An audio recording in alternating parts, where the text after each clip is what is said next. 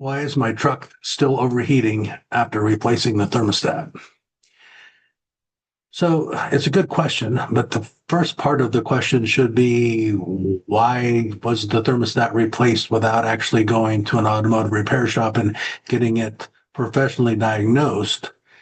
So a lot of times people think that, we just replace the thermostat if it's overheating. But there's so many different things that can cause overheating that it's not even funny. So we don't just haphazardly start replacing parts. We actually go to an automotive repair store, build a phenomenal relationship with that shop, and they trust us, we trust them, and it works both ways. So just because you're overheating doesn't mean that you need a thermostat only, or it could be the thermostat along with a lot of other things, or it could be a lot of other things without the thermostat. So you replace the thermostat, it didn't work. So now what? You're expecting your truck to run cooler, your car to run cooler, but it's still overheating. Maybe even worse than before. So what went wrong? The truth is, a thermostat is only one part of your truck's cooling system. It regulates flow, but it doesn't create pressure, move coolant, or dissipate heat. If any other component is compromised, you'll continue to overheat no matter how new the thermostat is. So let's walk through some other reasons on why your truck might be overheating and what a proper diagnostic process should look like. You could have air trapped in the cooling system. When a thermostat is installed, it can introduce air into the cooling system.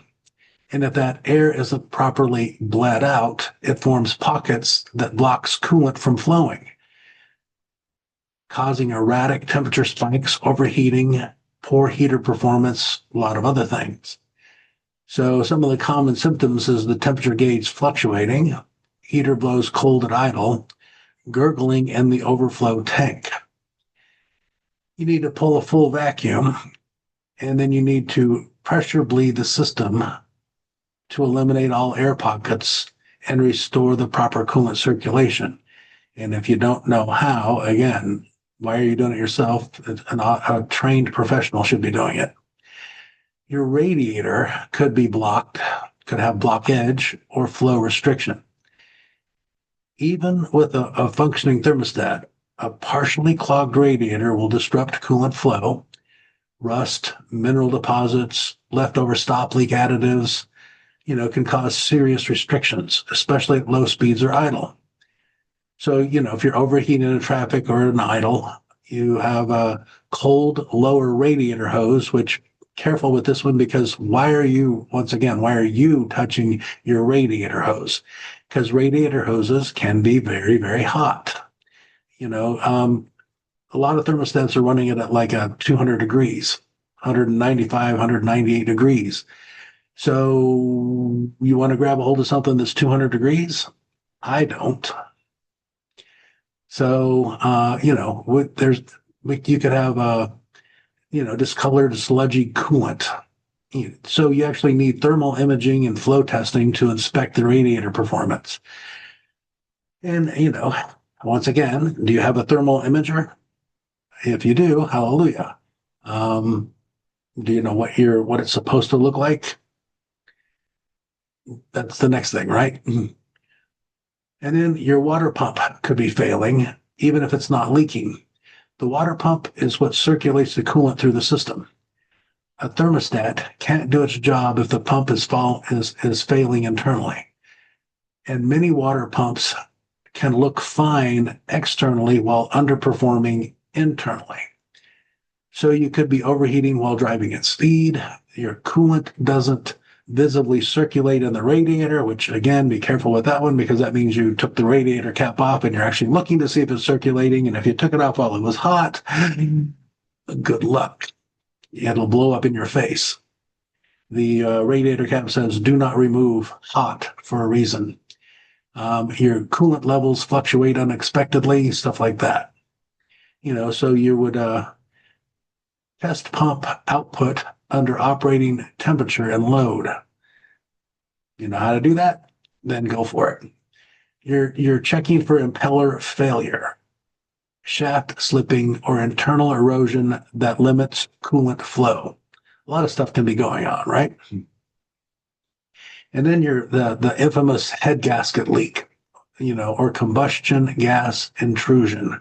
One of the most misunderstood causes of overheating is a compromised head gasket where combustion gases leak into the cooling system. They heat the coolant far beyond normal, creating pressure spikes and trap air. So this can cause white smoke from the exhaust, coolant bubbling in the radiator, coolant loss with no visible leak, milky oil or sweet smell from the exhaust. So you're definitely going to need to perform a block test, a chemical combustion gas test, and a pressure diagnostics to confirm the presence of exhaust gases in the coolant. And bluntly, I don't, when I'm actually running a shop, I don't open any coolant system without doing a block test, because why wouldn't I always expect the head gasket to be leaking? And the reason I say that is if you're overheating at all, it can definitely cause head gasket and head problems, cracked heads, all kinds of different stuff. So that's how big of a deal it is that if you're having any of these problems, to get it into the shop, get it looked at, get it checked before it goes forward into a head gasket leak or a combustion gas intrusion into your coolant system. The radiator cap itself or the overflow system can fail. The radiator cap maintains the pressure in the system. If it fails, the boiling point of the coolant drops and overheating begins. A faulty overflow system can also allow air to enter the system or prevent coolant from returning properly. The symptoms include coolant randomly boils over, hoses collapse or expand, intermittent overheating with no clear pattern. Pressure test the radiator cap and inspect the entire overflow hose and return system. Even a minor pressure loss can cause major problems. And then there's one of the more overlooked ones. Your cooling fan is not engaging. Your cooling fan is responsible for airflow at idle and low speeds. If a fan doesn't engage due to sensor failure, wiring issues, mechanical clutch failure, the radiator can't shed heat, even if everything else works. This could be overheating in traffic, AC cuts out at idle, fan doesn't spin when the engine is hot. You have to verify the fan function under real-world heat conditions.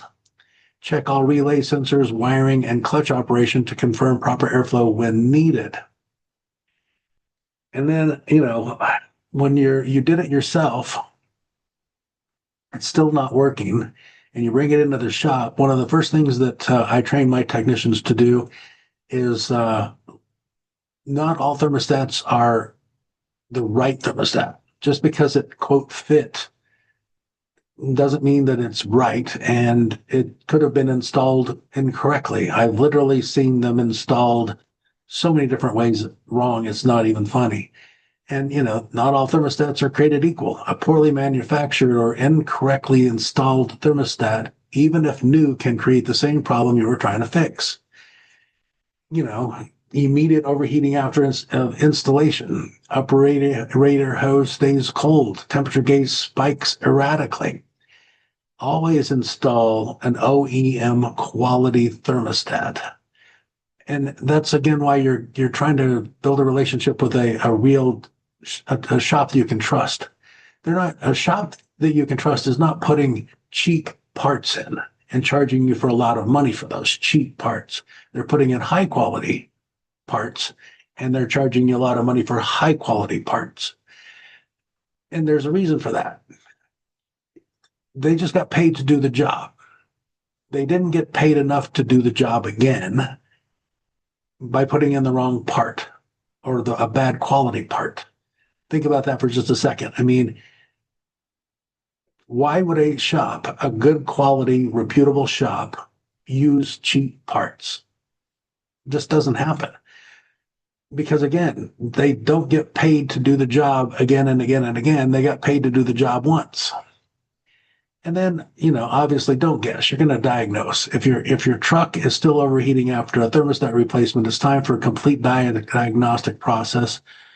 Replacing parts blindly will only waste time, money. It could eventually lead to engine damage or failure.